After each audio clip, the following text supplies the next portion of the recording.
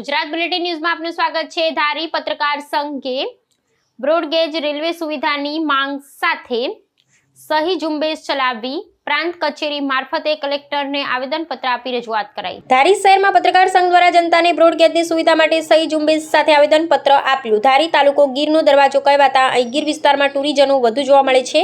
વેપાર રોજગાર વધે લોકોની સુવિધા અર્થે ધારી પત્રકાર સંઘ દ્વારા સહી ઝુંબેશ સાથે આવેદનપત્ર આપ્યું।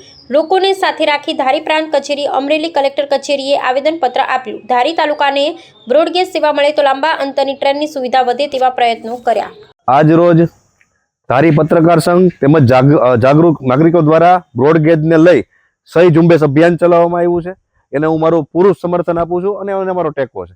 બહોળી સંખ્યાની અંદર લોકોએ સહી નોંધાવી અને આ બ્રોડગેજ જે મંજૂર નથી થતી એની વિરુદ્ધમાં સરકારની વિરુદ્ધમાં પોતાનો આક્રોશ દર્શાવેલ છે। તમે ધારો તો આ બ્રોડગેજ લાઈન ધારીથી માંડી વિસાવદર નહીં છેક વેરાવળ સુધી થાય કે ઘણા બધા અભયારણ્યો એવા છે હિન્દુસ્તાનની અંદર, ઇકો સેન્સિટિવ ઝોન એવા છે કે જેની અંદરથી એક્સપ્રેસ વે પસાર થયા છે, એની અંદરથી ટનલો પસાર કરી અને રેલવે પસાર કરવામાં આવી છે। તો ન્યા નિયમો અલગ ને અહીંયા નિયમો અલગ એવું ન હોય।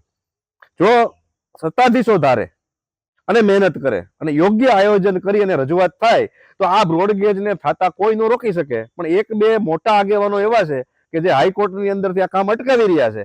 આપણે જે મોટા નેતાઓ છે એને બે હાથ જોડી જનતા વતી વિનંતી કરીએ છીએ, ભાઈ એને તમે અટકાવો। ભાઈ તમને એમાં શું વાંધો છે બ્રોડગેજ થાય તો? બ્રોડગેજ થવાથી વન્ય જીવનને કાંઈ નથી થતું, એમાં ટનેલ કરી શકાય છે, સાઈડમાં ફેન્સિંગ કરી, ઘણી બધી યોજનાઓ એવી બધી છે કે જેનાથી કામ થાય છે। એટલે એ કઈ વન્ય પ્રાણીના નામે આ તમે વિકાસથી વંચિત રાખો આ નાના સેન્ટરોને, તો આ સેન્ટરનો ક્યારે વિકાસ નથી થવાનો। લોકો અહીંયાથી બધું પોતપોતાનું પલાયન થઈને બીજે રહેવા જતા રહેવાના છે। એના કરતા બે હાથ જોડીને સરકારને વિનંતી કરીએ છીએ કે આનો યોગ્ય એક કમિટી બનાવો, આ કમિટીમાં વ્યવસ્થિત નિર્ણય લ્યો, વ્યવસ્થિત રજૂઆત કરો અને યોગ્ય સમયે આ ધારીની જનતાને બ્રોડગેજ મળે ને એવી સરકારને અમે અપીલ કરીએ છીએ। અને જે લોકોએ આજે આ સહી જે આપણે કરવાનો જે અભિયાન હતું એની અંદર પોતાનું યોગદાન આપ્યું છે એ બધાનો દિલથી આભાર માનું છું।